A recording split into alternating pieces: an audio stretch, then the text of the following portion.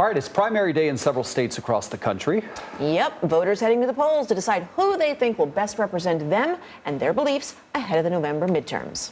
Primary elections being held in Arizona, Michigan, Missouri, Kansas, and Washington state. And for many Republican candidates, these races are a test of their loyalty to former President Trump, whose endorsement carries significant weight with many voters. However, for many Republican voters, these races expected to shape the future of the party. Okay, let's bring in CBS News political director Finn Gomez, who knows this stuff like the back of his hand. He joins us now. Let us be smart. So what races are you closely monitoring today, Finn?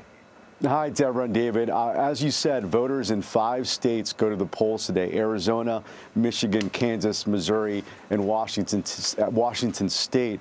I think we're looking at races across the board, from senatorial ones and gubernatorial ones in Arizona, Michigan, that are key and could have big 2024 implications as well. But as you mentioned, really the Trump factor is still significant in these races, where former President Trump still holds a lot of sway in these primary elections. And as you said, 57% of those registered Republicans in that CBS News battleground tracker say they would be more likely to support those candidates. So, but those candidates also may not be the best ones in November, and are at times it could be have a little bit of an uphill climb, if you will, facing some of the Democrats in the general election.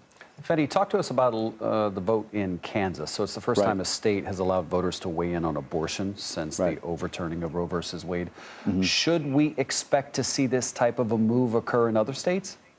Yeah, as you said, David, voters today in Kansas are deciding whether to end the state's constitutional right to an abortion. Abortion access essentially is on the ballot, and if the measure passes, it will allow Republicans, the Republican state legislature, to potentially enact much more stringent restrictions on abortion access. It is the first of several states who are having abortion access on the ballot after the Roe overturn by the Supreme Court. California, Kentucky, and Vermont are among the other states considering similar measures. And yeah, this could be a trend that we continue to see. There's also Indiana, who has a special session on deciding on the same topic. And just one other note, David, there are millions of dollars pouring into Kansas from both sides of this debate, and advocates could also say that this measure could lead to an end to abortion access for thousands of women in the Midwest and Texas, because Kansas has become essentially a safe haven for a lot of women who are looking to abortion access. Hey, Fenn, a quick follow on that. Who put this on the ballot? Was it the governor, or was it the voters who got together with some signatures? How did this get up for a vote? It happened through the conservative effort. Kansas is a red state, and essentially since the Roe overturn, and the way it was constructed was to allow the changing of the state constitutional right to abortion access.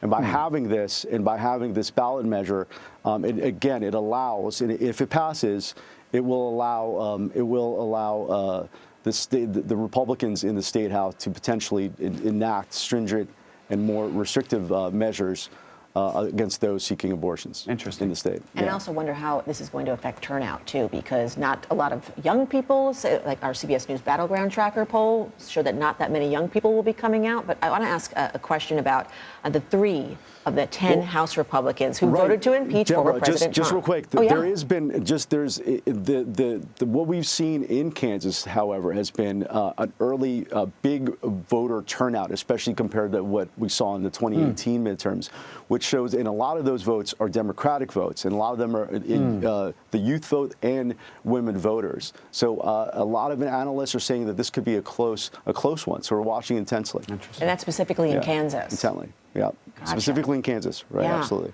It's fascinating. Let's talk about the 3 of the 10 House Republicans who voted, of course, to impeach former President Trump. They're on the ballot. Can't be comfortable. Can't be comfortable for them. How are they expected to do in their races? Deborah, there are 3 out of the 10 who voted for impeachment against former President Donald Trump following the January 6th assault on the Capitol. On the ballot today are Jamie Herrera Butler in Washington State, as well as Peter Meyer in Michigan, and Dan Newhouse also in Washington State.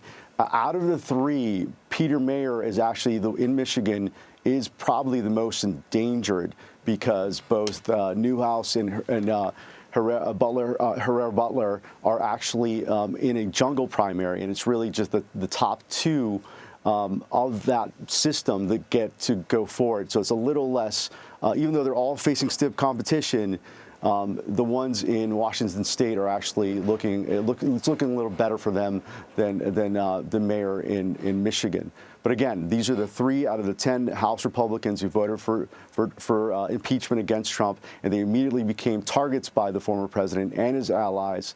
And so we'll see how that pans out. The next one, by the way, the next House Republican that voted for impeachment following January 6th is Liz Cheney in Wyoming, when that August 16th primary comes up soon, 2 weeks. We'll be following that closely. Yeah, Vin Gomez, thank you so much for your insight.